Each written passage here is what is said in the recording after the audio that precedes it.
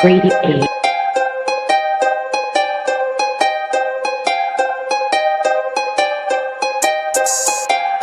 Hey, run that thing up.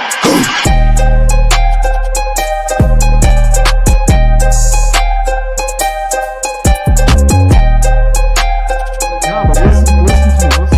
The thing is if he shows up the finals and they still lose, he can still be up there. The Frenchman up there talking his language. We need to get this stop. No, it's you, and I still Grady A.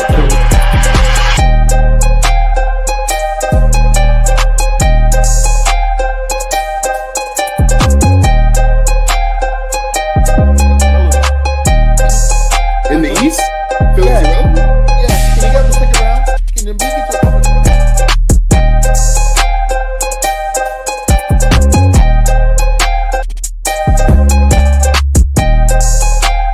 Hey, run that thing up.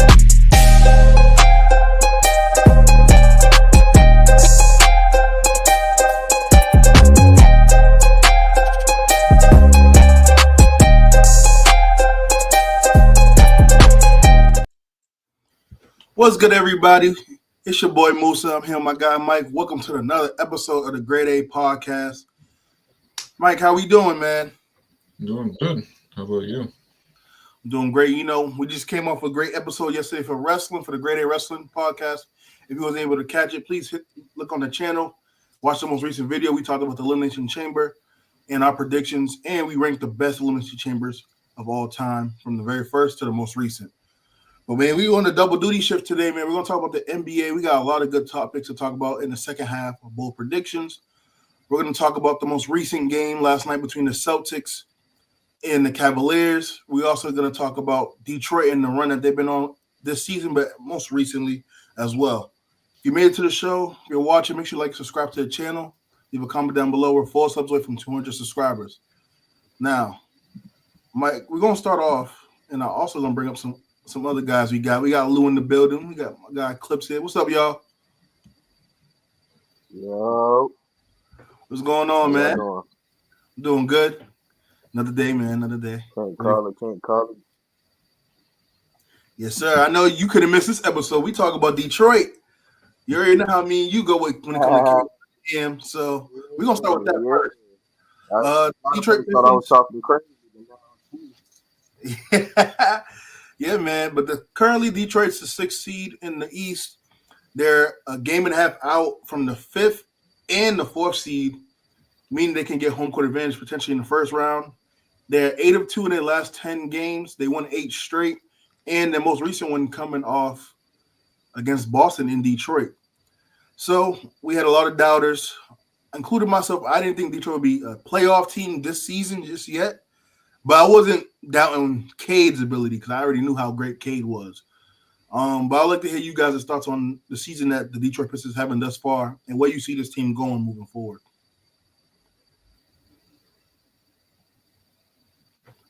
Mike, Lou, I'll let you take it away. Yeah, I was going to say, I thought he was going to talk about the Pistons. Like I said, I think let's just keep it. If anybody knows basketball, you can see the teams that are steadily like putting pieces together to try to make a stride at something. I think that front office has done a wonderful job with the picks that they made. Even if it looked kind of sketchy, they still came through, and the additions they made on top of that, Tobias Harris was a great addition.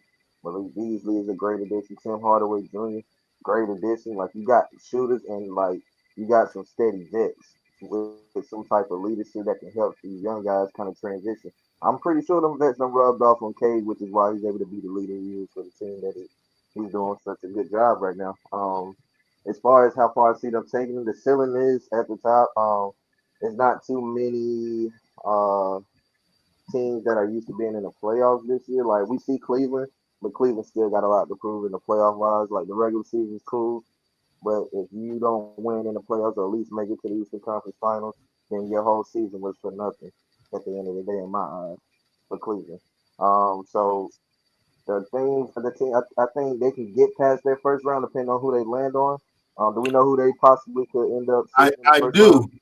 I do, and that was gonna be my next question. So before we get to that, I would like to hear Mike and Cliff's thoughts on where they see Detroit, and then I was gonna ask a couple other questions. One being if you see them winning that first round matchup.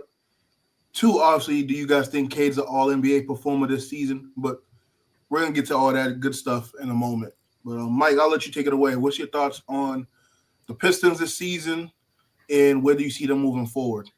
So at the beginning of the year, I said that I think they'd make at least a play-in, if not the playoffs. I didn't think they'd be this good. I'm not gonna lie. I thought they'd probably be around 10 to 8 seed and maybe sneak in through the play-in. But it's almost like I know we were talking about this like a week ago off camera, like the Jaden Ivey injury. That like it's a blow to them without a doubt. But they've almost been playing better ball since he's been out. Like Malik Beasley, his numbers go way up when Jaden's not on the court. But the thing with Cade Cunningham is, I know you said with the All-NBA player thing, it's just like how I've said about Saquon Barkley in the past. We know what the guy can do if he's healthy. So this is going to be 2 years in a row now where he's stayed healthy if he continues that way through the end of the year. So I think it all depends on the matchup. I would not. The way the Knicks are playing right now, I know they finally got a good win last night against the Grizzlies, but In a great fashion, by the way.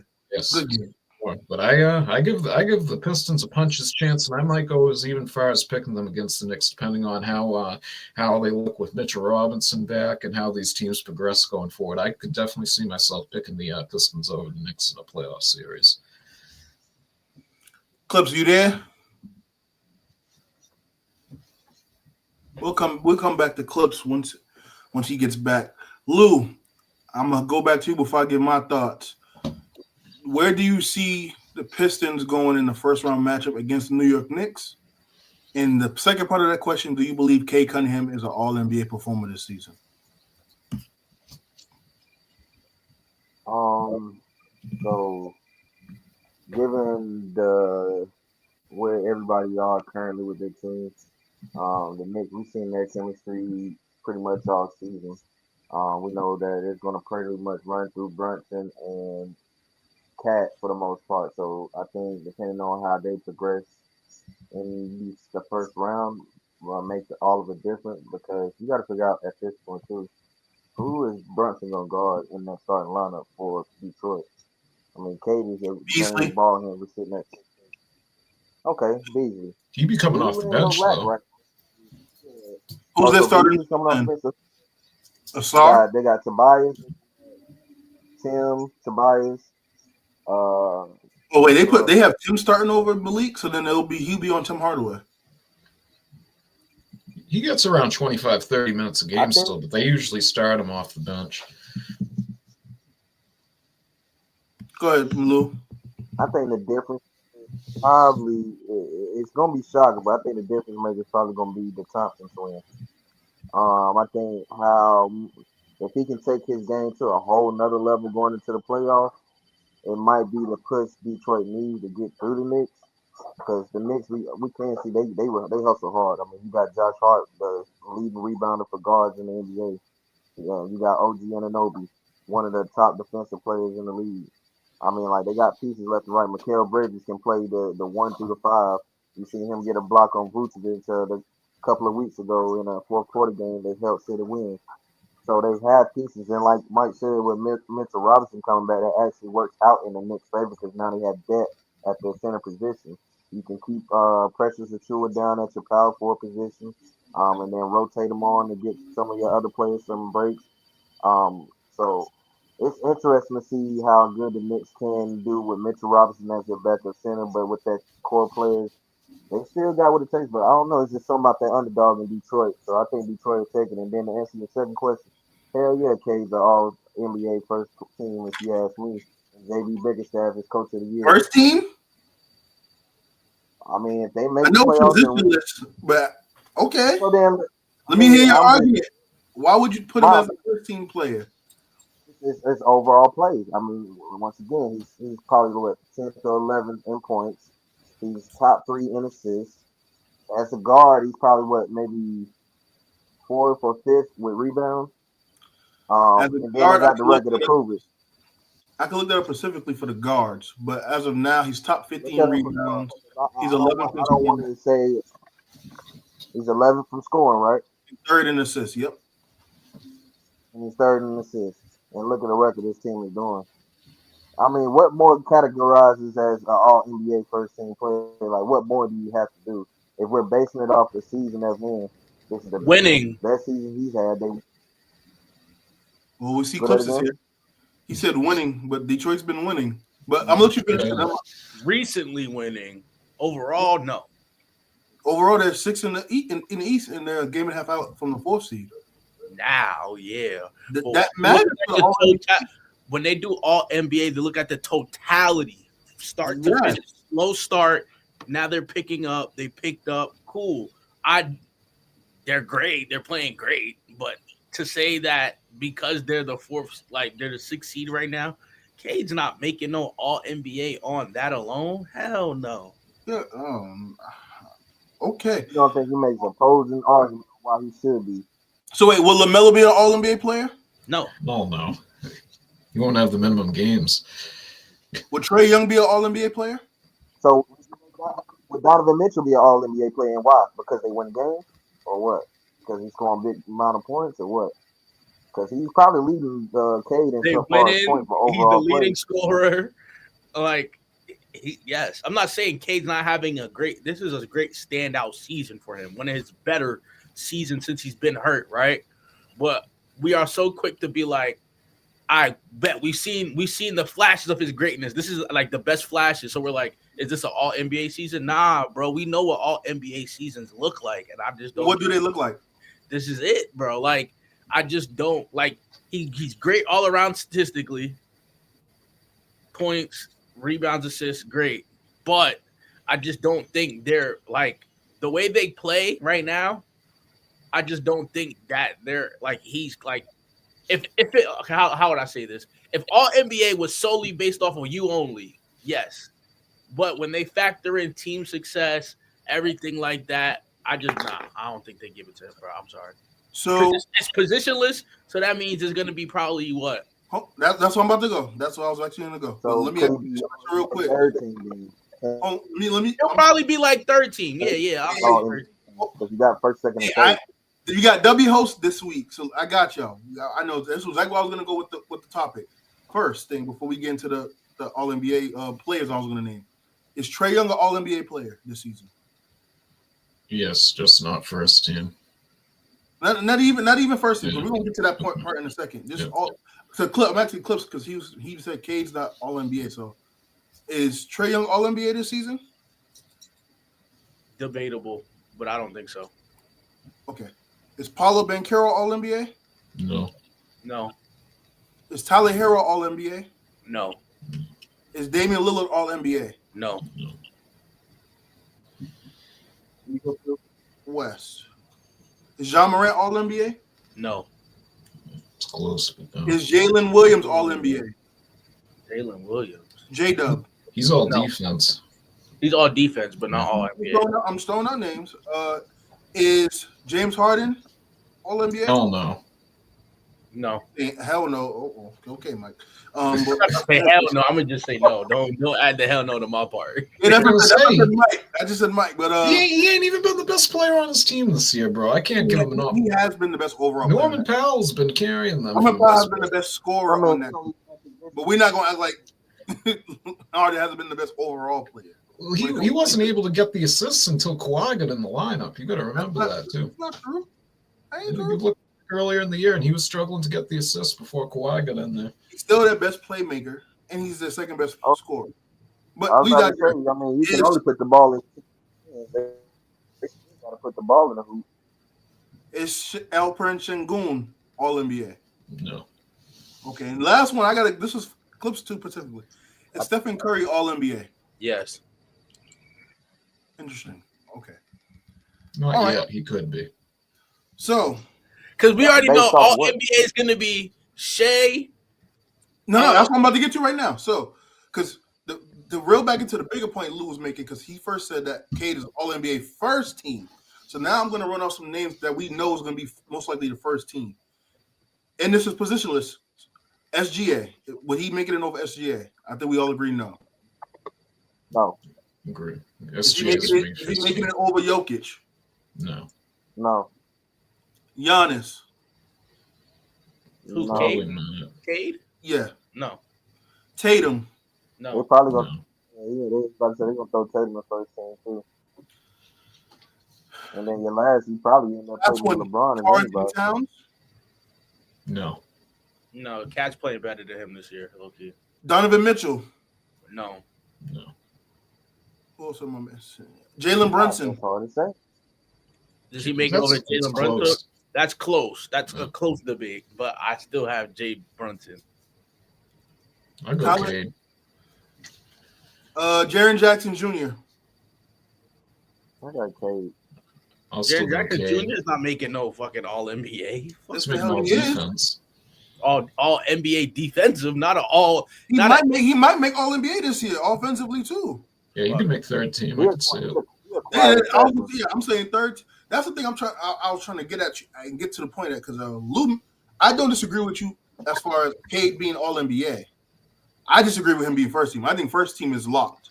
With at least the first 4 out of the 5 spots is locked. Like there is no moving them out, especially because they already made the game requirements, and that's Giannis, Jokic, Shea, and Tatum. Those 4 are guaranteed. I will first. say he makes a strong push for second all NBA second team though. I think he has a strong push for the second team as well, but that's the ceiling for me. But the floor is All NBA because when you look at his stats, like you said, he's 11. He was top 10 before the last few games, but he's 11th currently now in points. He's top 50 overall in rebounding. He might be a lot higher when you just look at the guards, and he's third in assists, and he's been that way pretty much all season. And given because we used this tax last season with SGA and OKC because no one seen them being the team they were.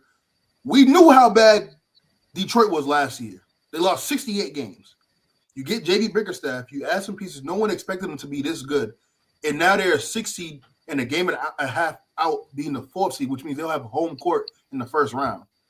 Based on that, which his stats are helping them contribute to winning, you lose Ivy. I don't see how you make a case where he doesn't make All NBA. There hasn't been 15 players better than him this season. Another thing is too is for like clutch player of the year. The top 2 guys in the NBA right now that I want the ball in their hands if I need a bucket at the end of the game is him and Trae Young. yes, Trae Young. Him. I like Shea. I like Shea in that conversation too. But Yep. Wait, hold on. So you're telling me Cade Cunningham is potentially an All NBA player this year? ain't no potential Not for me. potentially, yeah. I He's the think top he is. 50 player this season. Top 15, including wings, bigs, everything. So he's top 15. He'll be one of the top 15 players in All NBA. Yeah. He'll be a fringe What other second to point third team. putting up the numbers he's putting up besides Shea? But that's why I asked about Steph because we talked about because Clips mentioned the winning stuff, and that's so I wanted to ask because they're on a win streak right now, especially since they got Jimmy. They're currently 7th in the West. And they're tied for 6th seed, which means they won't be able to be in the play-in. They'll be a 6th seed if they can overcome the Clippers. Both teams have similar records. One's 33-27, one's 32-27. Cade's numbers is better than Steph's. So that's why I was asking. If Cade's not All NBA, but Steph is, what's the gap? What's the difference? So I'm asking you guys, what will be the gap with Steph being All NBA and then Cade not? It's really I want to hear from from Clip. Yeah, I want to hear What will from be the difference? Based on this season, of course. Stephen A. Clips. Let's hear it. Clip is crazy. Clip Bayless. Y'all look crazy. Y'all look crazy. Not too much, Nick. Not too much. Not too much. That's the only names I get. I guess it runs in the family. So. But when Clips gets back, we'll So is Cade making an All NBA this season over Kyrie? Hold on. Hold on. Yeah, let me ask my question first, and I'll answer yours. We just asked you the question. You wasn't even here. I didn't hear you. I know. That's what I was trying to tell you. What was the question? So, because the argument you was making, right? You had when I asked you, would Curry be All NBA? You said yes, but obviously you were saying that Cade wouldn't. I was Cade mentioning wouldn't beat first team. Yeah. No. So when I asked earlier, I was just saying all NBA in general. When I asked you earlier, it was all, I know Lou's playing with first team. I agree with you, Clips. I'm not putting KD in first team. I was asking you when you made your point, would KD all NBA in general? You said no. So do you want to change it? Or was that like a misconception? Okay, because all right, right. Was Cade before AD got hurt? Was Cade playing better than AD? You can make an argument, but no. AD would make the All NBA because now that it's positionless, AD, right? Yeah, Anthony Davis. Yeah, we're gonna see a lot of different. Like they're not going guard, forward, center. They're going like it's positionless now. So you have a potential where it's like yes, Cade has the stats, but Wemby's making an All NBA. This other he ain't gonna have the minimum. He's not gonna have the games, and that's why. Because I don't think he's gonna make the cut. That's why I was saying with Jerry. That's why I mentioned Jerry Jackson Jr. potentially, because they're third in the West. He's been their best player this whole season. He was already an All-Star. I can see him getting in third team maybe. Is Anthony Edwards All NBA? Yeah, I'd say so. He'd probably be second team, maybe third team. So if all right, we'll put Cade probably be third team. I'll give you that third. Okay, because my question when I asked you that earlier, it's when you made. But what makes Steph an All NBA player given that record? So that's why I asked the question, because when you said no to Cade, but then yes to Curry, my question to you was before you had to step off. The Detroit is one game above them, which is 33-27. Golden State's 32-27. One's in the 60, one's in the 7th. But Golden State can easily swap over to get the 60. I was trying to ask you, because what will be the gap and difference between Curry making it over Cade? But if you agree Cade's third team, then it doesn't even matter to go. Because right, when you the reason why I'm saying it for me personally, Curry's making All NBA over Cade is simply because in a vacuum, Steph's stats, yes, they're down. They're looking like more 13. Like yes, they're down.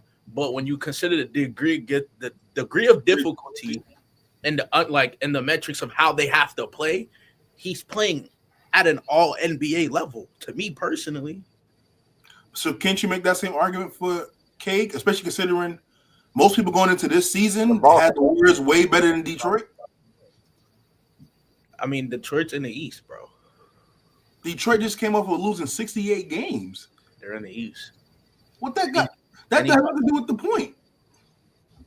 So wait, but you seen they're in the East and they lost 68 games prior. Wouldn't most people say the Warriors was a better team going into this season than the Pistons? Yes. No. So you think the Pistons was better than the Warriors going into this season, even though they came off losing 68 games? They have better talent. So wait, then the East have to do. Right?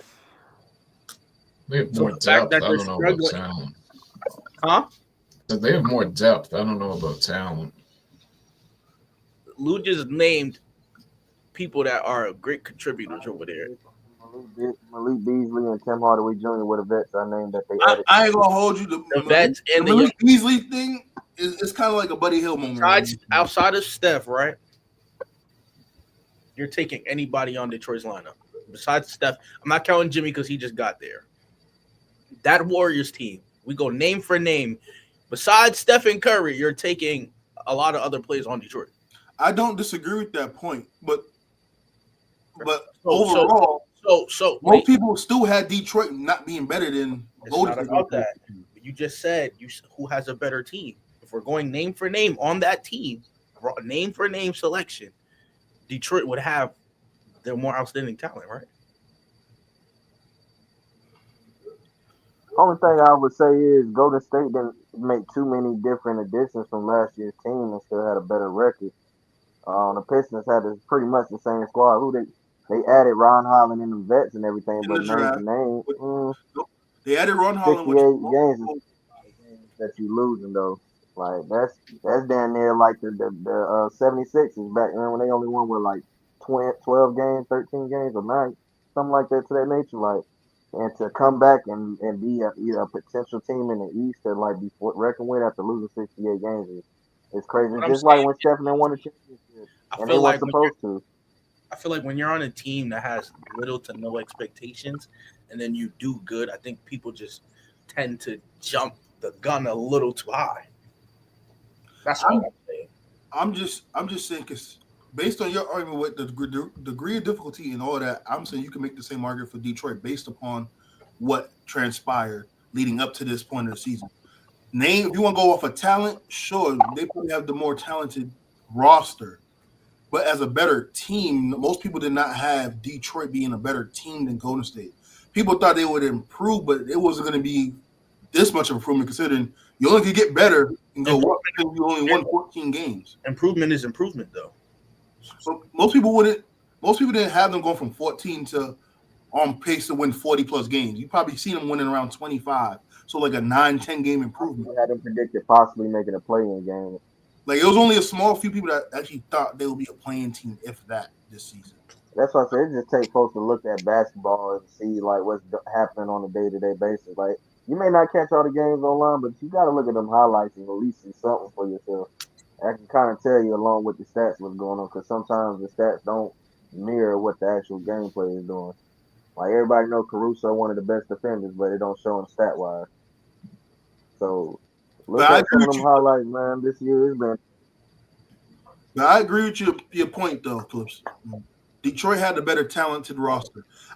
Most people just didn't think they would be better than the Warriors going into the season because of how much they respect Curry, Steve Kerr, and Draymond, and how everyone was so high on Kuminga and even Pods coming into the season. That's why Pods was in a lot of trades talks because they were trying to get other big pieces to add to what they had with Curry and Draymond.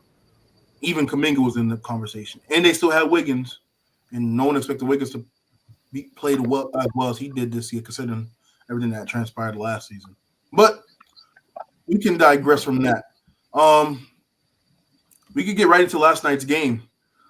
Celtics played the Cavs at the Garden, came out hot. Cavs rolled back in the second half and won the game. The Cavs and Celtics now split the season series at 2 games apiece. They currently sit at the top of the East, 49-10, and have the best record in the league. Boston's 42-18, holds the second record in the East, and the third best record overall in the league. What was you guys' thoughts on this game? Obviously, we know Porzingis and Drew Holiday did not play, but it was still a great game to watch. What was you guys' thoughts on the game last night?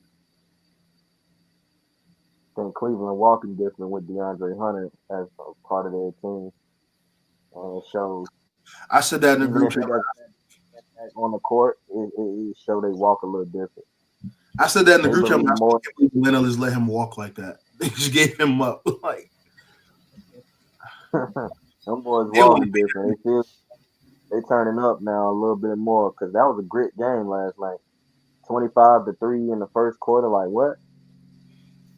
Huh? That didn't move me much, if I'm being honest. But no, because it's the league. But at the same time, Boston has been known for putting it on teams early in the first quarter by making.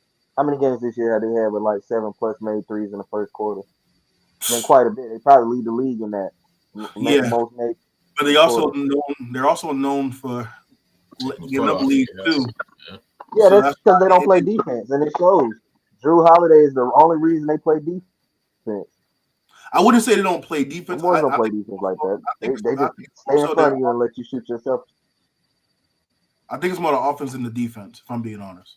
And that definitely showed last night. And given the injuries, they had to go to the lineups that they probably wouldn't have gone against Cleveland. But I'll let you guys go talk more about it before I give my thoughts. Well, yes, as I was telling you. Though they got to build a better bench in case they star players go down. So those bench players, they got to start to use them a little bit more. What was you gonna say, Mike? Yeah, no, I was just saying. Celtics. I didn't think they were going to win yesterday. Seeing Holiday and Porzingis weren't playing, but even though when you get out to that lead, I know I said before we went on here, the Thunder have been down by like 20 points in the first quarter, like 2 or 3 times this week, and they came back to win all those games, I believe.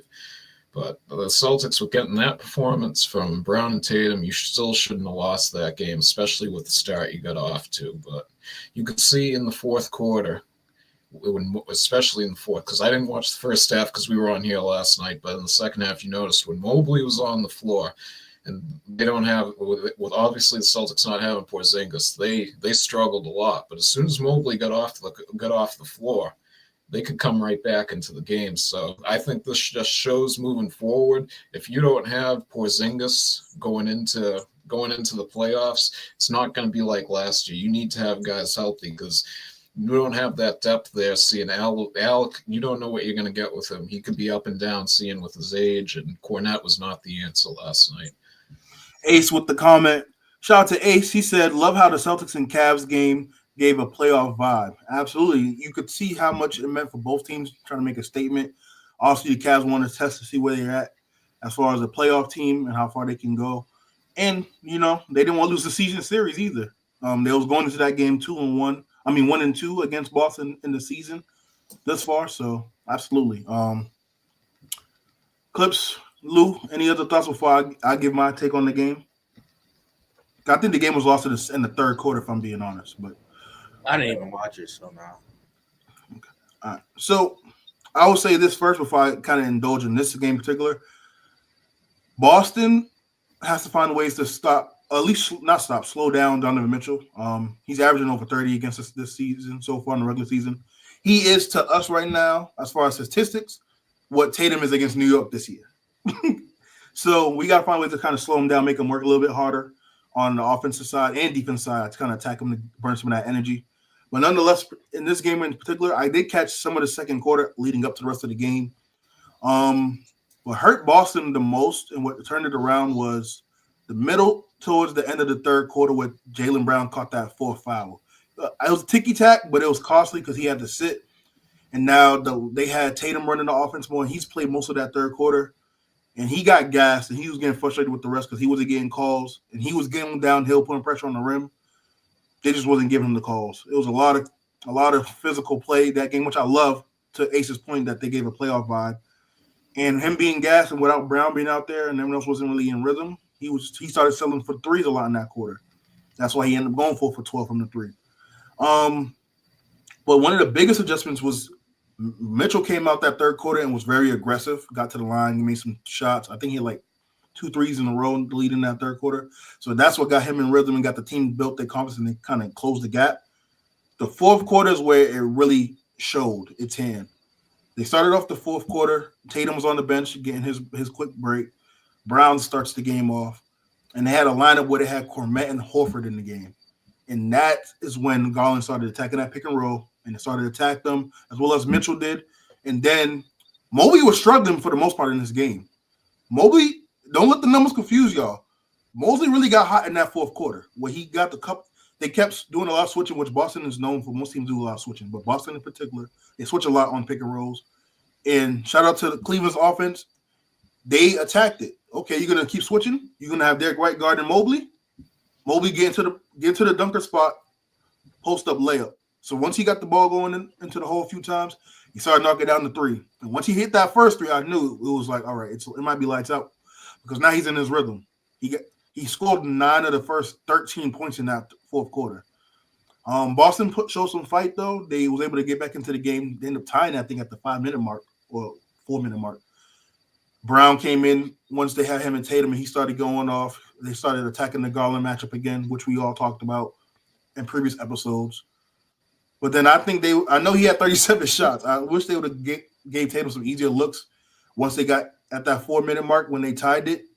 So now because Brown started getting going, get Tatum easy layups and things like that, and kind of minimize that. But they didn't do that, and they started settling. And I'll give Cleveland all the credit in the world. They turned it around in the second half. They proved why they are the best team in the East this regular season. But overall, it doesn't move me too much because you got to improve it in the playoffs. Same thing I said with Boston going into the playoffs last year. You got to do this in the playoffs now. So I can't wait to see this matchup in the Eastern Conference Finals. I think this will be the matchup in the Eastern Conference Finals, all being both teams are healthy. But I'm excited for this because this can very well go 6 or 7. I still like Boston's chances though.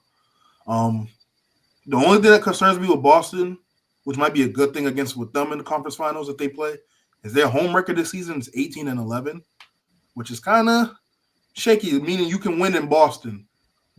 Excuse me, but their road record is 24-7. So They seem like they're going to be the road warriors this season. But all in all, I think they'll be good against this team.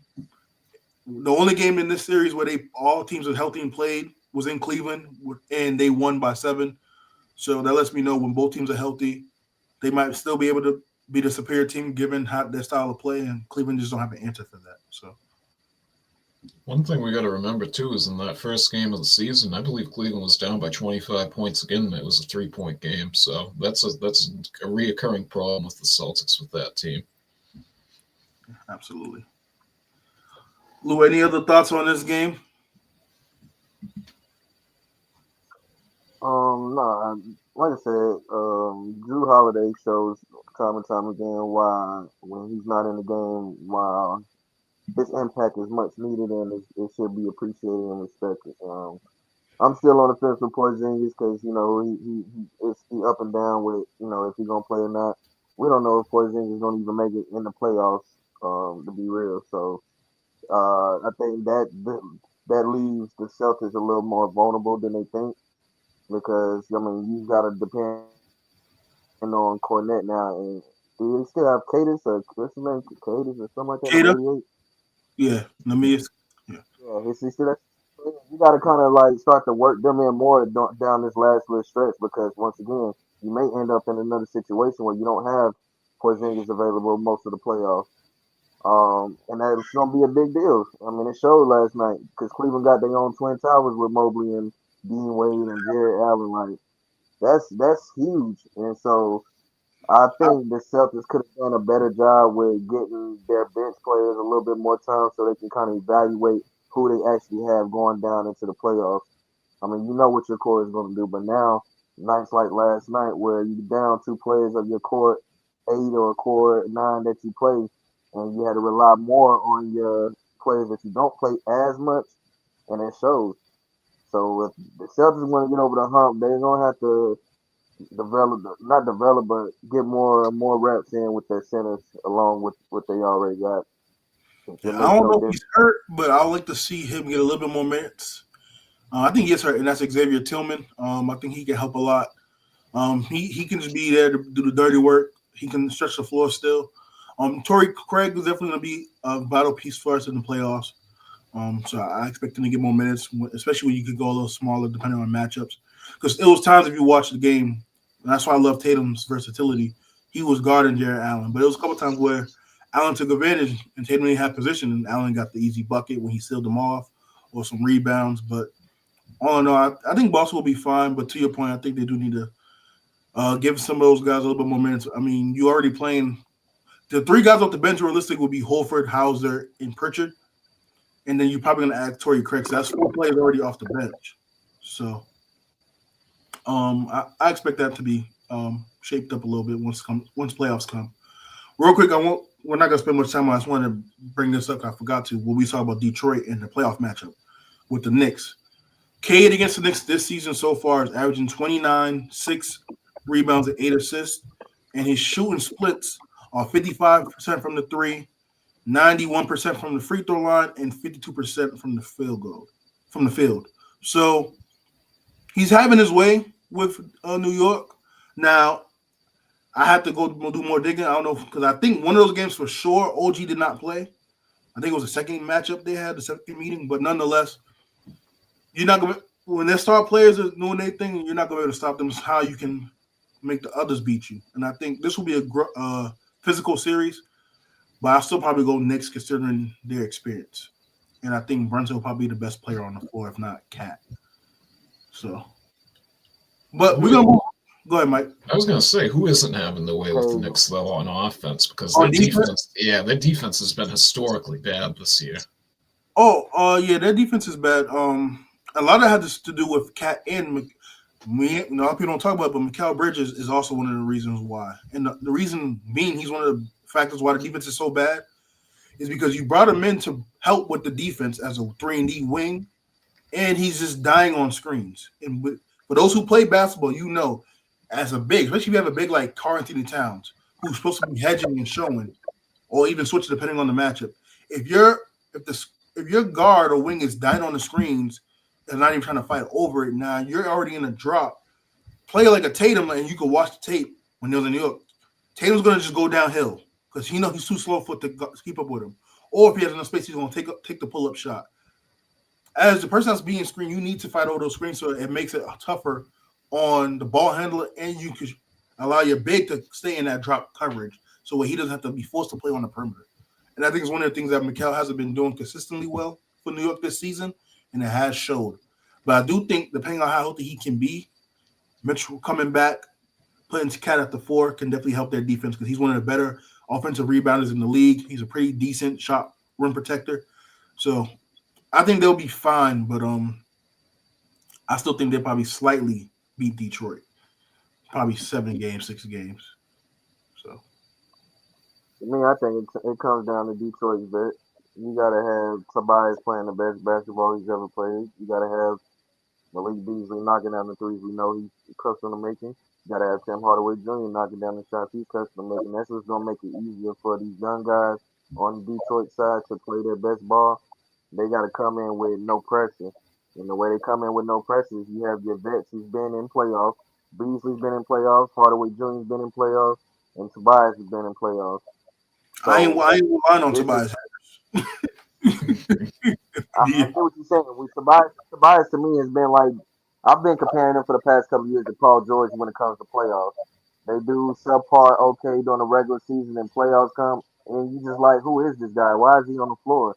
He's taking up minutes that somebody else could be using to get better on or actually making a impact. So, but I think with Detroit did something to Tobias before he left and went to Philly. And I think he's starting to get that vibe a little bit coming back as far as like, I don't know. You know how that they tell you the aura of the city makes you, it just brings something to your soul to make you want to go out and play hard and just do what you can because it's the people, it's the culture, it's the whole aesthetics. I think that's starting to come back. And then I just saw something recently that Malik Beasley's mother was born and raised in Detroit. So, I mean, granted, that may not mean nothing, but that's kind of like familiar ties for him as well. And feeling that kind of love, it makes you want to go out and play with pride on your chest when you put on that Detroit jersey. So, I think if those vets come and still play, give you at least 10 points, get some stops, you can get at least 10 points for 3 of those vets.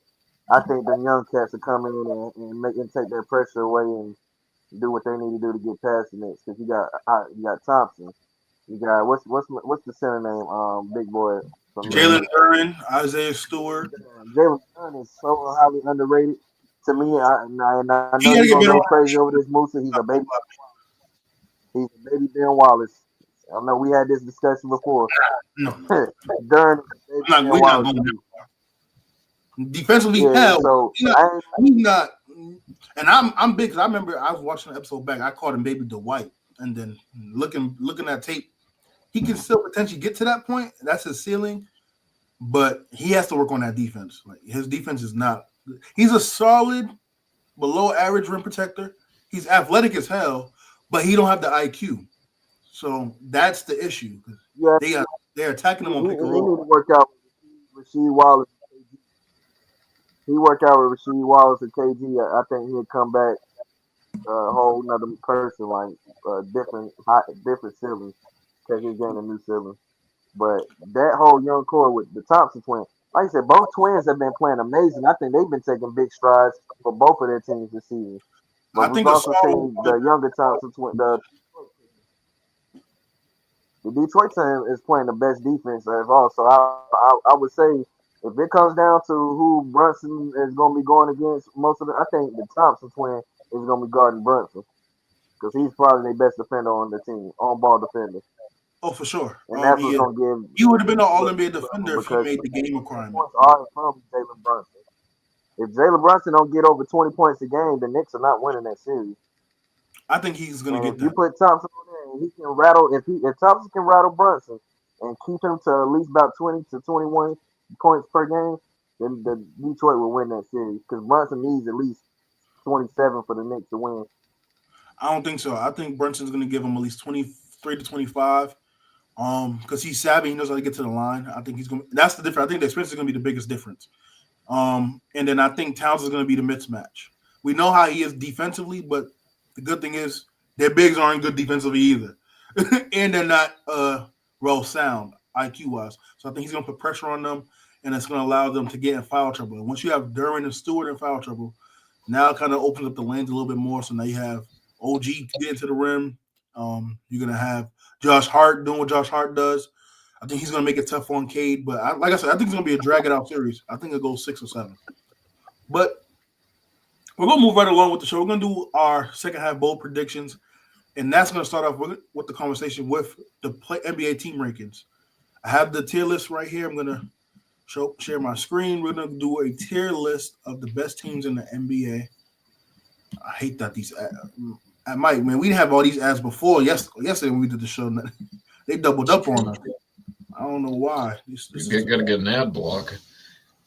Yeah, I don't be trusting some of that stuff, though. I'm not going to lie. You give them viruses. But anyway, here's the tiers. You got top 5, top 10, 11 through 15, 16 through 20, then 21 through 30. And then we have the teams out here at the bottom. All right, this ad stuff is going to annoy the hell out of me. I'm not going to lie. Thank you. That's one. All right. So if you're watching the show, make sure you like and subscribe to the channel. Leave a comment down below. Let us know your thoughts on the Pistons and how far you see them going, as well as who you think is the worst and best teams in the league. I'm going to start from bottom to the top. So that would be Clips, Lou, Mike, and then myself. Clips, if you're there, the first team on here is the Atlanta Hawks. Just wait real quick. Explain to me like the number part again. I'm confused. So we're just ranking the teams in the NBA. So 30 is obviously the worst team in the league. Top 10 is your top 10 team, and top 5 is your top 5 team. So based on the tier list, when we fill out the tier list, right, the team on the left, 11. I'll put Atlanta on 11 through 15. You think they're a top 15 team? Okay.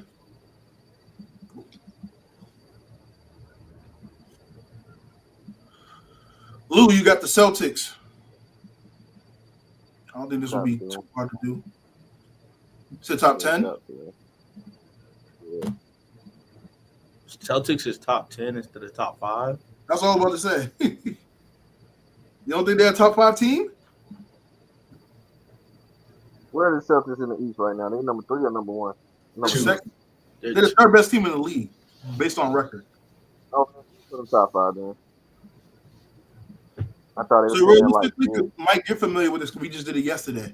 Where it says top 10, that's mostly going to be teams 6 to 10, Yes. Yep. basically.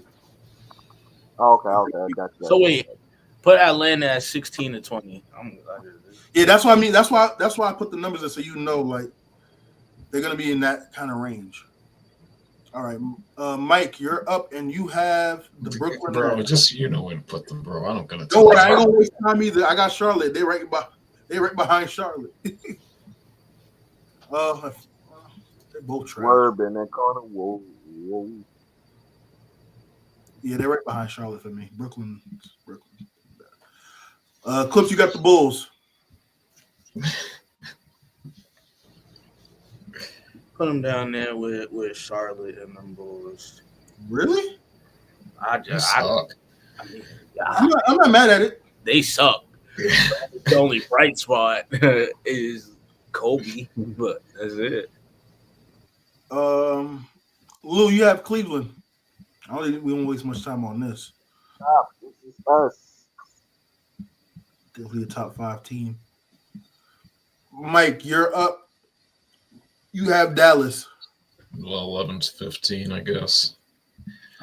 I can agree with this. I'd even go maybe 16 to 20. I don't think they're that good. You have 11 and 15? Yeah, we'll go with that because I think the Hawks are better than them, but that's just me. I think Atlanta's better than the Mavericks. Yeah, I think you're gonna see them get exposed quick. Not after them trades, because if they would have kept Hunter, I probably would have been with you, sorta, because he's been playing lights out, and that's why they got rid of him, because they didn't want to pay him. But Dallas fully healthy. You think the Hawks would take on Dallas? I think the Hawks could take on anyone if you got Trae Young hot enough.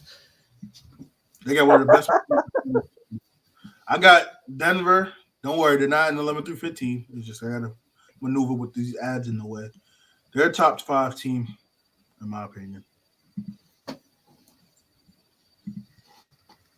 Back to Clips. You got the Detroit Pistons. How fitting.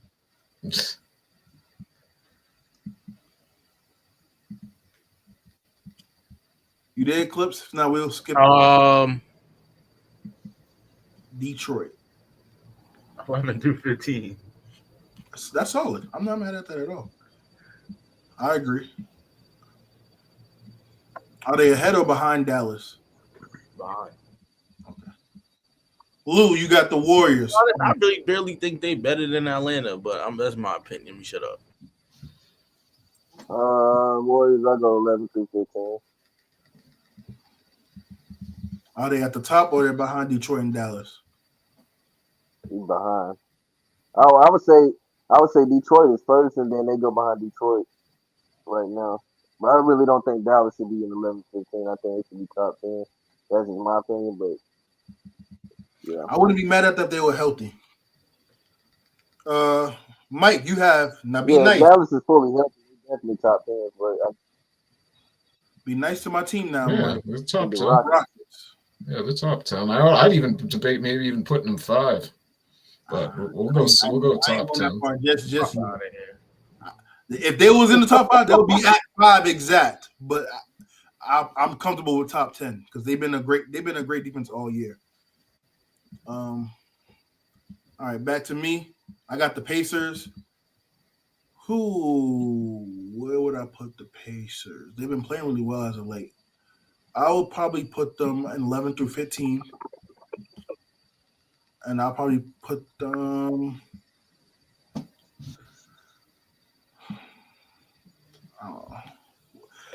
They're definitely 11 through 15. I'm trying to think they're 11 or 12. I'll probably put them. For now, I could put them right here, like behind. Clips, back to you. You got the Clippers. 11 through 15. What would you put them? I think they'd probably be at 11 for me or 12. They've been really good this year defensively. I'll give them a bet. They're better than Dallas. They're like equivalent. Lou, you got the Lakers. top 10.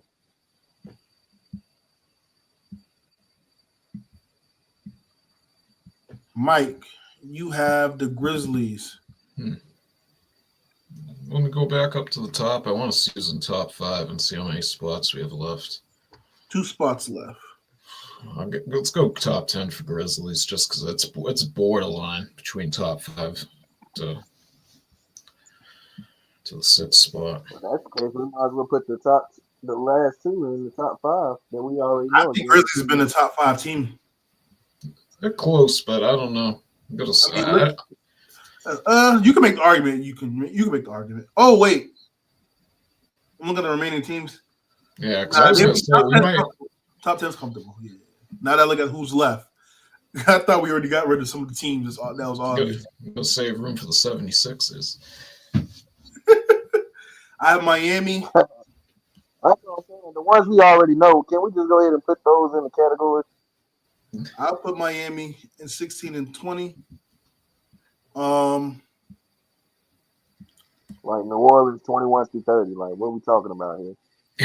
We're gonna get there. We're gonna get there. Clips, you got the Utah, Bucks. what are we talking about here?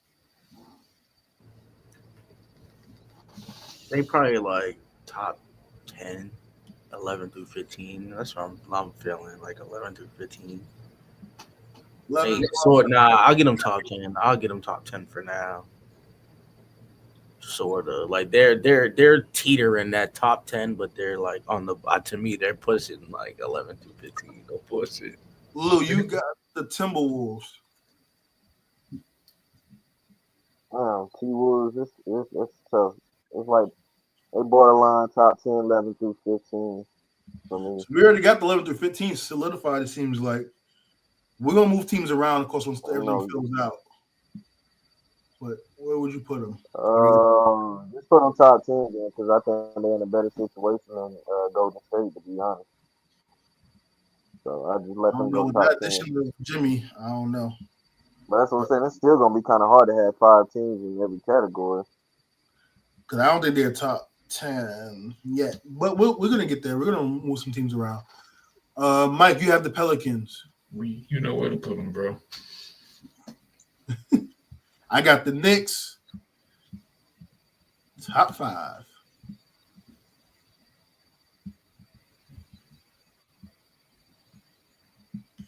No, I put them in top 10 actually. If I'm being consistent from my argument from last week. So I was going to say, if we're putting them in top 5, top 10, we might want to move the Grizzlies up to top 5 at the end. Yeah, that's why I said we're gonna move teams around because remember my argument last week was I had Denver and Memphis above them. So that OKC, Clips I already know. You ain't gotta waste time. At the bottom now, I'm just saying. He definitely has them over Cleveland, I assume. So Lou, you got the Magic. Looking at them just because they got their main players back late, I'm gonna say 11 through 15. Ain't no I way. They've been think if they playing never worse. I must say, ain't no way. They definitely. But we're gonna dissect it though. But I don't think they're a top 15 team. The reason I'm saying that is because you lose Paolo and Franz, and your season kind of went down for a few amount of weeks. But if That's you got not a full true. healthy He played Magic, better Yeah, without. they played better He played better. That's not even. He played better without Paulo, and they was playing better without Franz. And then when they came back, somebody they just couldn't I mean, figure it out. that's next man up. So that's not necessarily saying too much. I mean, it's supposed to be next man up, but at the same time, your team is built around Paulo and is built around Franz. Which, if we're being honest, that's your 1-2 punch when you think of Orlando. So Absolutely. regardless of how good they were playing, what down, that's what you're supposed to do as next man up, part of an NBA team. Yeah, you're But supposed that to. team Don't is mean built you. around Don't mean those you players. will though. Like we're supposed to have players on the bench that step up and play well. Don't mean they're gonna actually produce that, which they actually did. And then now you get your guys back, and the production drops off as a team collective when it comes to the win-loss column. But like I said, we're But I gonna think that's normal for any team whose main player. we're gonna move this stuff around once we get everything settled. Mike, you got the Sixers. I already know. I was just going to say, I think we should move them lower than that. I think the Bulls and the Nets are both better than the Sixers. I know you be The Bulls were up by 50 on them the other night. Yeah, that's a one-game thing though, but I ain't mad at that. I got Phoenix. Yeah, we Phoenix like is 5 or 6 in 16. a row at that though. I got Phoenix. You don't lose 5 or 6 in a row and then lose by like 30 or 40 to Chicago. That's just like damn, double damn. And I think Then Paul got to cut off the podcast after that. You know, it's something wrong with that. I think the organization made him do that. To be honest, but I'll say How they been losing? He hadn't doing it. He hadn't done it. that's why I feel like it's a lot of stuff going on behind the scenes. There are more in those. They don't have no say so what this man do outside of his job. You'll They be ain't paying surprised. attention. You'll be surprised how these organizations be moving, bro. Trust me. They would have shut the podcast down Give me an before he example. was signed. Nah, because they didn't think it would be. They didn't foresee them being this bad this season. But Only folks are saying that it's a distraction because they losing and he was injured. that's the main reason. If they're winning, this podcast will not be an issue. But that's what I'm saying. Don't put it past some of these owners. Look at Pat Riley. Pat Riley Still couldn't say nothing to me. You hearing all these stories about Pat Riley. He's making it uncomfortable for you. He's not saying you can't do it. He's letting you do what you want to do, but he's making it. He switched LeBron's cookies and took him off the plane just because. Like what?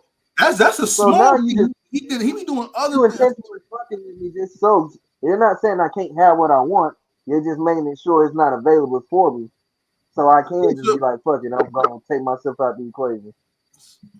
So I don't really think the owners got that much control. I think they can just make it uncomfortable for you, whereas it's like you think he's finna get now know how to bend the rules and get around what you're trying to do. Been doing this for a long time, son.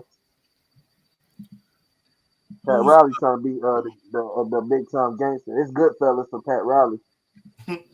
I had the Suns. I put them in 16 through 20. Clips, you have the Trailblazers. You know where they at, bro. I mean, they've been playing well. Oh, Phoenix. I don't care if they've been playing well. The totality, they ass. I ain't say they weren't bad. I'm just saying they've been playing well. as of late. Lou, you got the Kings. 16 through 20. What would you put them at? See your boy Levine's go try to go off with the 7 or 8 threes there tonight. Mike, you got the Still Spurs. not enough, but I did like how they picked up Markel Fultz. I think that was crazy that he was sitting out of the league this whole season, and nobody thought he was a good piece as a backup point guard, which is what I've been saying all year. Like, there's plenty of teams that needed point guards, backup point guards for that, and Markel Fultz is just sitting right there and not doing nothing. So I like that for the Kings. They needed that. That takes a little bit of pressure off of Malik Monk to be the main facilitator. He get to still play off the wing a little bit more, and I think Markel actually does a good job of getting them into their offense off the bench, at least that second team. Yeah, I agree. I think he helps their offense as far as getting everyone in sets and things of that nature. But I think he's just there for this season because I think when Devin Carter's healthy, they're going to give him minutes to get better and stuff like that. Mike, you got the Spurs. Yeah, put them ahead of the Suns. I have the Raptors. Put them right there. Clips, you got the Jazz. Self-explanatory. And then Lou, you got the Wizards. Top 5. Top 5 draft pick. Cooper Flag, they getting the top 1. They Take getting number Jamal 1. Who Rose. knows? Smart. All right, so these are the rankings. We're going to move some teams around to make sure it fills out. So we're going to start with the top side. We got one spot left in the top 5, and these are the 4 teams that's in the top 5, OKC, Cleveland, Boston, and Denver. We have to move one of these top 10 teams into the top 5 spot to round it out. Between the Knicks, Rockets, Lakers, Bucks, Timberwolves, Grizzlies, who should be moved up to the top 5 spot? Grizzlies. So Mike says Grizzlies. Lou, you said who? Easy. You said Grizzlies? Yeah, easy. Clips, do you agree Grizzlies? Grizzlies should be moved where? Top 5? Fuck They will no. be at 5. No. No. So who in this top 10 would you move up to top 5? That's what we got to do. We have to move a team up. I'll put the Rockets before I put them. I could see that. I ain't gonna lie. That's between those 2 teams for me. Okay. I'm just here as a tiebreaker. You can't go wrong with either one, to be real. You can't. But 2 out of the 3 said Memphis, so I'm here for as a tiebreaker. Just I'm in the host bag today. If I wasn't in the host bag, I'll make my argument for my Rockets. Y'all know that. But so here's the 5 here. It's probably be the order more than likely. Moose, you didn't I said about Jalen Green being one of the toughest players on the team. No, I just said he wasn't the first option. I didn't say he wasn't tough. I said he wasn't the first option. I said Sengun. I was praising Jalen Green. Folks was looking at me like I was crazy now. Yeah, because he's not top 10. He's not. Just because he's been playing well as of late, he's been good overall this season does not mean he's top 10. If he's top 10, what the hell is Kay Cunningham? Too though, Jabari Smith been out with his injury, and then Steven Adams is playing more. I think we'd love to see that for Steven Adams. I love Sengun, but Sengun be killing me with some of the just dumb shit he does. Like, but that's why they got Steven Adams. That's your vet who kind of knows his role and how to play and not do too much. Yeah, and but that's how Steven Adams wasn't really available for Memphis like that. So I kind of like how he's been available for the Rockets and getting playing time. Sengun gets to watch and see how Adams does his damage and his impact from a different perspective. So this is our top 5. Sengun, Where are you guys comfortable with the Knicks being at 6? I'd put the Rockets over them. I'm not gonna lie. Lou, Clips, Rockets at 6. Well, Clips said he had Rockets at 5, so I think he'd be good with them being at 6. Okay, so Knicks at 7, Lakers 8, Bucks 9. My issue, the Timberwolves another top 10 team. They're not top 10 team. Put the Pistons in over the Wolves. You can make an argument, sure. I'll probably look at the Clippers. No, I would put the Clippers. I lied. I think the Pistons are better than the Bucks and the Wolves, both of them. Let me look back at this again. I'll make an argument the Pacers before should be top 10 before the Timberwolves, but I'll let you guys tell it. What team, if we was to move out Minnesota, what team should be catapulted up into the top 10 in that top 11 through 15 range? We have to move some stuff around here to make sure the list is complete. Out of all those teams, Detroit and Indiana have most of their players like fully healthy for the most part going into, and we're basing this on how we think they're going to finish the rest of the season based off that, right? Well, what they've done totality this season, Oh, in totality, well, like everything they did, I would probably lean Pacers, considering if you got the Bucks there, Pacers has been better this season. Not better than the Bucks, I'm saying, but just been they have been improved throughout the season, and they both have the same record currently as it stands. I think the Pistons have a higher ceiling than the Pacers, I'm personally. in Detroit, man, since the Motown days, man. Because I honestly think the Pacers can beat the Bucks in the first round matchup again. Oh, I think that too. Yeah, I think because Siakam has finally had like a full year to like settle in with the team, and then they got Benedict Mathurin back, who was hurt last year. I think that makes a big difference, and that's why Indiana, I think, didn't make it as far last year. You lost Mathurin. He might have been young, but Mathurin gives you about 17 off the bench, and he plays good defense.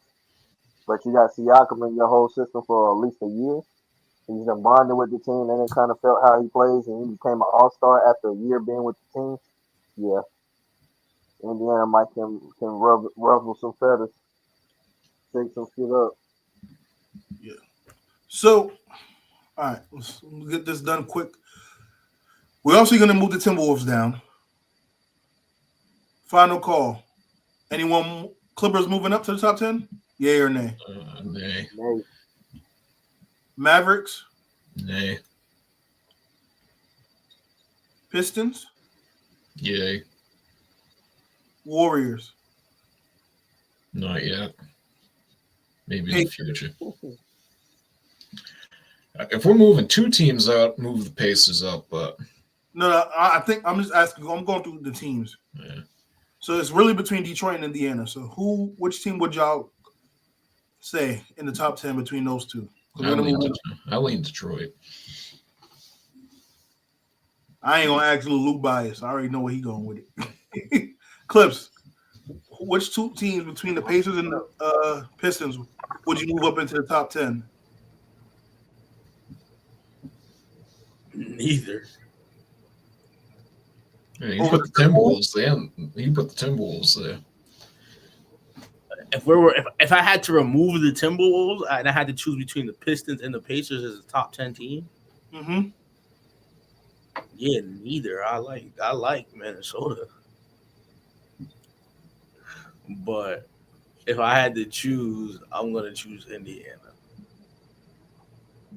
All right, so that's 2-1 Detroit. Yeah, Clip's a little biased against Detroit, man. I don't know what it is, man. Hit this parlay or something. I'm not gonna lie. I'm with Clips though. I would have put Indiana in the top 10. Yeah, I'm not putting Indiana in the top 10. But because I'll put Detroit, but I don't want Detroit there either. I like Minnesota better than both of them. I don't think Minnesota has been a top 10 team this season. This parlays one too many times. But because I'm in host mode, I'm just here to play tiebreaker. So it's 2-1 on the Pistons. But like I said, I agree with Clips. If I had an actual vote, I would have went with the Pacers over the Pistons. But all right. So moving down to the 10 through. So this is the top 10: OKC, Cleveland, Boston, Denver, Memphis, Houston, New York, Lakers, Milwaukee, Detroit. 11, Clippers, Pacers. 12, 13, Mavericks. 14 is the Warriors, and then we got to move one of these teams out of the top 15 between the Magic and the Wolves. If I had a vote, I'm not gonna say which team yet because I'm the tiebreaker, but I'm pretty sure which team I will move. So between Orlando and Minnesota, who will be moved out of the top 15? Orlando. Lou, Orlando. I would have agreed with that as well. So Wait. You talking about moving Orlando and putting them where? based on how the bottom half of the rankings is going, they probably have to. We're gonna move some other teams down. We're gonna go through 16 to 20. I think Orlando's around that 16 to 20 range. Y'all crazy. So I'll have to move them down here. Sucks, Getting rid of bro. Orlando. Huh? What was that, Clips? Come playoff time, if Orlando make it, they're gonna be a heavy contender. And I don't disagree with you, but as of right now, I'll probably put them around that 16, 17th range. If I had a vote. Again, I'm just here as tiebreaker. But I moved the Wolves up too. yeah, now the Wolves are definitely not at 15, but I'm just leaving it there for now. So now we gotta just move one team from the 16 through 20 to the 21 to 30. Suns. I'll probably say the Spurs. Because since Wemby's out, I don't think they're gonna. Didn't the Spurs just beat him back-to-back games? I think. I don't know. I just know Phoenix is still a few games out of that 10th spot, and the Spurs probably ain't gonna make it. They're like 11, almost 10 games behind 500. So plus they have been playing well in some games, but overall, I probably put them at that 21 to 30. Like without Wemby when he was healthy on the court, they are atrocious defensively. But again, I'm just here to play tiebreaker. So, it seems like it might be between obviously San Antonio and Phoenix. Lou, who would you move down? Oh, I'm sorry, Clips actually. Clips. Who would you move down, San Antonio or Phoenix? San Antonio. Lou, San Antonio. I'll ask you, Mike, but that's majority. But Mike, San Antonio or Phoenix? Well, I was gonna say that's majority, so we'll go in San Antonio. But personally, I go Phoenix. All right, if y'all want to move these teams in the correct spots, we can. So we know Orlando's not the 20th best team in the league. Where would you put them in this tier? 16, 17? Put them in between the Kings and the Hawks. Right here. So that would be 18. Yeah, that's where I go personally. Lou, you fight that? Yeah, that's cool, man. I don't have any problems with that. Okay. All right. What about the top 11 through 15? Is there anything you guys want to move around? Should the Pacers be at 11 or the Clippers is good at 11? Or should the Warriors be higher than 14? It should be Pacers, Clippers, Minnesota, Warriors, then Dallas. Clips, do you fight that? I ain't gonna say nothing, bro. You already know I'm biased. Golden State better than Indiana. They better than the Clippers. They better than Dallas too. The only team that I can't say we better than on paper is Minnesota in that category, but you know I'm biased. So Mike? I think the Wolves are better than all these teams up there personally, but I know that order Lou said was not too bad. I would not be opposed to that order. So, Lou, you had who again? I had Pacers, At 11? Minnesota, 12. Clippers, Warriors of Dallas. Warriors, and Dallas. Yeah. As of right now, I'm not mad at this. That's not bad at all. All right, so this is the final list. Top 5, we got OKC, Cleveland, Boston, Denver, Memphis. Then we have at 6, Houston, followed by the Knicks, Lakers, Bucks, Pistons. yo, Memphis being top 5 is just nasty to me, but all right. And then we have the Pacers, Timberwolves, Clippers, Warriors, Mavericks. 16 through 20, we have Miami, Atlanta, Orlando, Sacramento, Phoenix. Then the bottom, we have Toronto, San Antonio, Portland, Philly, Chicago, Brooklyn, New Orleans, Utah, Washington, and Charlotte. So that's the list. Clips have some pushback with Memphis being a top 5 team. But we wish we had Ace in them here, man. We could have some more in-depth dialogue. But they're currently a top 3 seed in the West, a game out from being second in the West. One of the better defensive teams in the league. I think they're probably the deepest team in the league. You can argue for sure. So this is the list. If you made this far, if you're watching the video, leave a comment down below. Let us know your thoughts on this tier list ranking of the NBA teams thus far in the second half. Who should be where? Should the Memphis Grizzlies be a top 5 team in the NBA? Are the Detroit Pistons a top 10 team in the league? Should the Pacers be at 11? And should the Timberwolves be in the top 10? So I'm going to stop sharing my screen right there. And now, any crazy takes from this week, from the games before we wrap up the show? Anything I want to get out there? Some nasty takes? Points was nasty. Got to give credit to Steph for that. Or the 56 points? Yeah, he went. I think, like I said, I wish Ace was because Ace thinks I think everybody fits well in Golden State. But I said Jimmy going to Golden State would be a nice fit. To him being his like-minded self with Draymond is just perfect for that defense. And Curry makes it easier for Jimmy, but Jimmy also makes it easier for Curry because now you got to worry about Jimmy, who does get calls, unlike Curry, because Curry don't, for some reason, they don't give Curry the calls he deserves, in my opinion. But Jimmy does get those calls, so now that slows down the offense for the opposite team.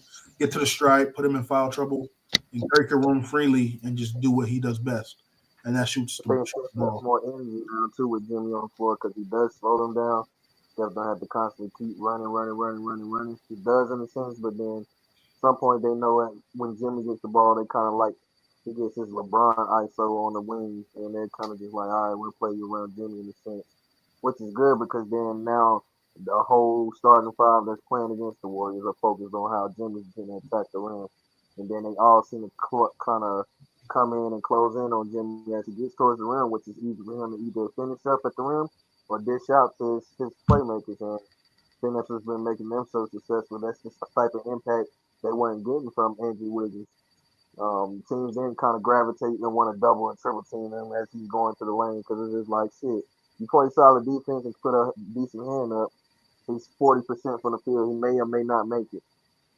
So with Jimmy, he's going to at least catch about 2, maybe 3 defenders, which leaves a lot of open shots.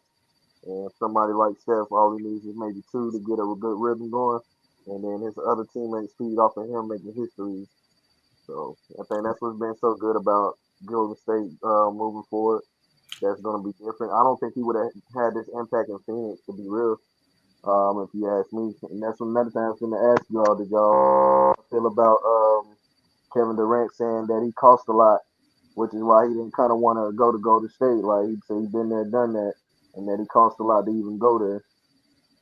I know it's reports coming out and saying obviously at some point he will be traded this summer. And there's teams speculating that Dallas has already been in the talks trying to pair him with AD and Kyrie. So I just want to know how y'all kind of feel about that. Mike, I'll let you go first.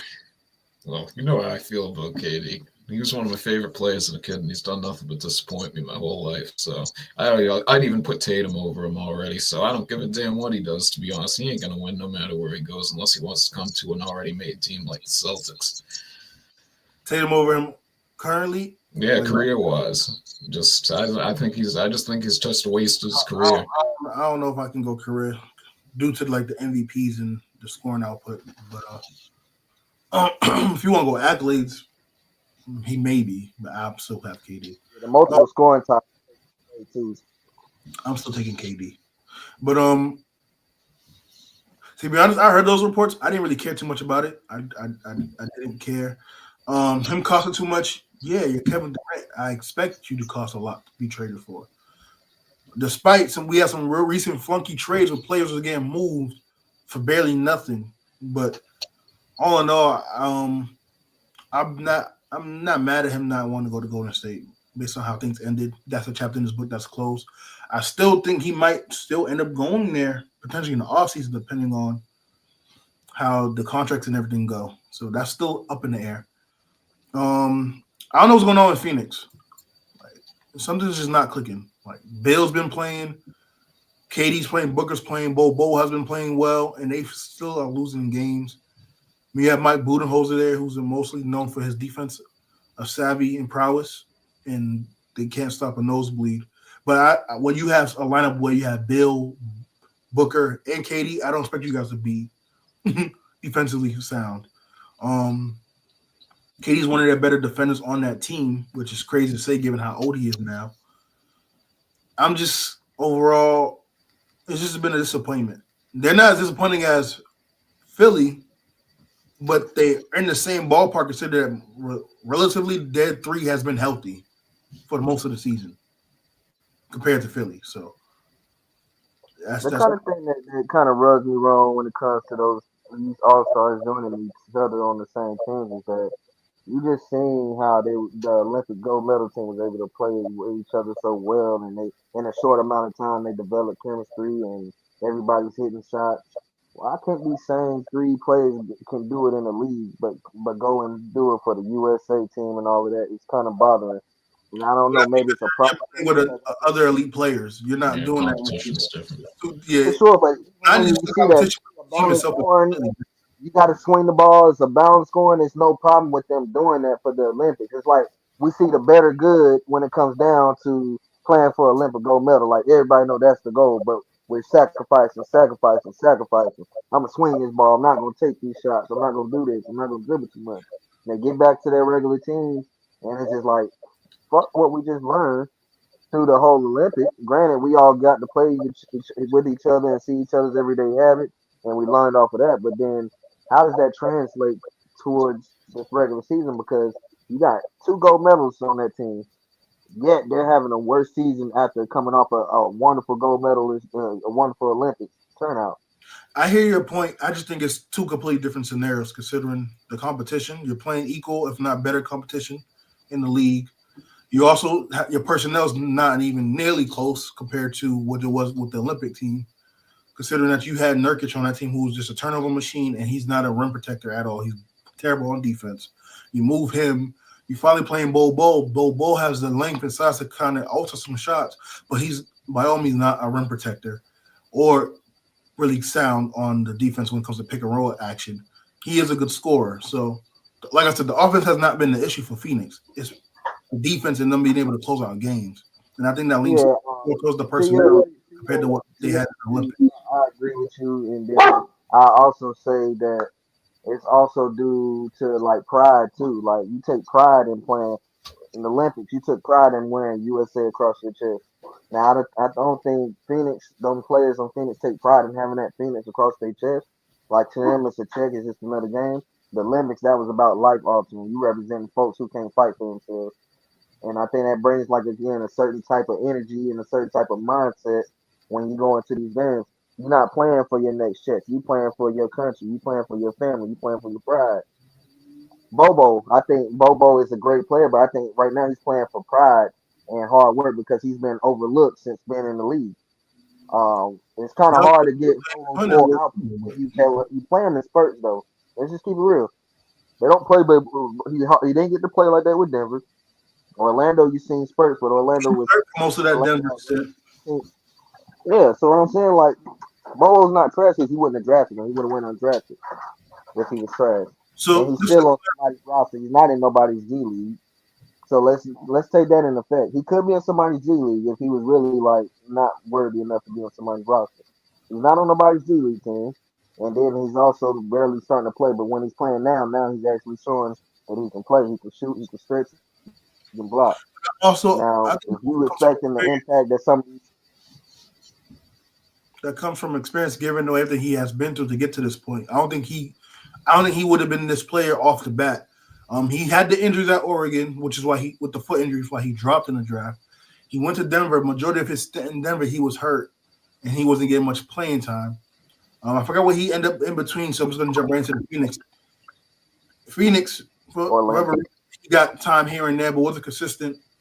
Also, he's a long body. He can also shots with his wingspan, but he's not a good defender. He can stretch the floor for sure. But I think everything he's been able to go through has helped him more into what he is now. Because now he's finally fully developing. I think being around KD, learning some things from him, Booker, starting to flourish on the offensive side of the end. And I think with all the injuries he had to deal with, he hasn't really had some off seasons where he can really work on his body and his game. So I think it has to go with all things collective to make this gumbo work, to say to speak. But Mike, and the clips of you still there. Any other things you guys want to mention, like some hot takes or whatever, before we close up the show? I got two things real quick. But one thing I just want to say to that is within national basketball, you got to play the game differently because the court size is smaller. You're not going to have the same spacing. So that ISO ball that you can get away with playing in the NBA, you can't get away with playing in the FIBA games. But the two things that I'm going to say, these aren't really too crazy, but if it came down to Cleveland, OKC, and Boston against the field this year to win the championship, I got the field. And I think a great finals matchup would be Lakers-Celtics. I think that would be great television with the addition of Luka. As long as Hachimura and Reeves are not injured too badly, I think that would be a great finals matchup for ratings and everything this year. I'll be so torn in that series because y'all know how I felt about Braun. I'm going with the home team, of course. But then I just know if that was a finals matchup and Boston wins, I gotta hear more reasons why LeBron is behind MJ and he's 4-7 now in the finals. I gotta hear all that. So that's why I'm like, I'll just be torn overall in that series. But then if Lakers win, Luka gets his get back, LeBron gets his 5th ring. Tatum ain't really what he is. See, look, he can't get the job done, yada yada yada. That's why JB got the finals MVP, yada yada yada. So it's like it's no win for me in a matchup like that. The difference between last year and this year, though, is last year I think the Celtics carried Tatum to the championship. This year it's the opposite way around. Tatum's carrying the team, bro. He was terrible last year. How do you get carried leading your team in points, rebounds, I hate that notion. Like he did not get carried, bro. He didn't. That's I'm telling you, you needed guys on certain nights. That's because I understand he let him, but on other nights, guys had to step up. This year, he's carrying. Last year, he got carried by the team. Yes, there's going to be games where you need other guys to step up. That's part of the team. But it's the majority of the nights last year. How is it the majority of the night? He led the team. So you lead the team in points, rebounds, and assists in the regular season and throughout the whole postseason run. But majority of the nights you getting carried?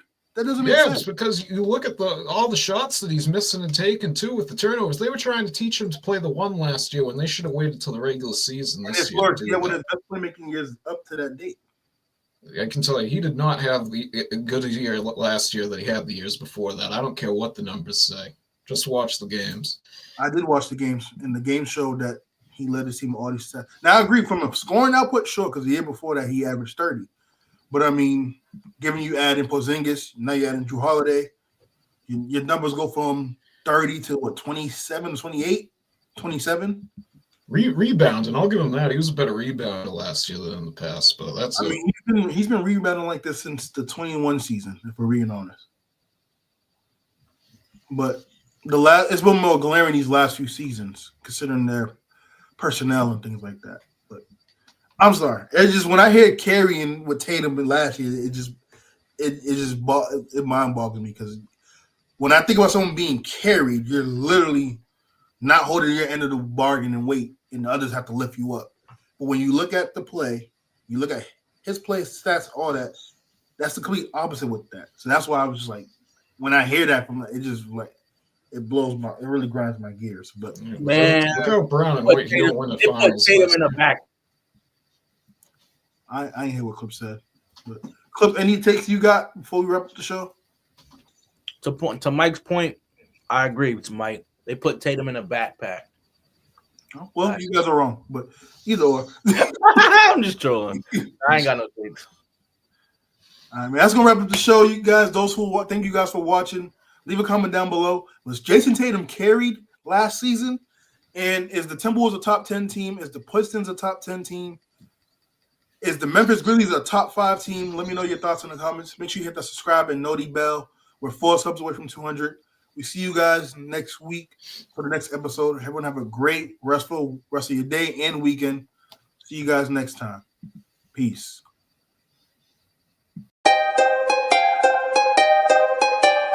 Grade 8.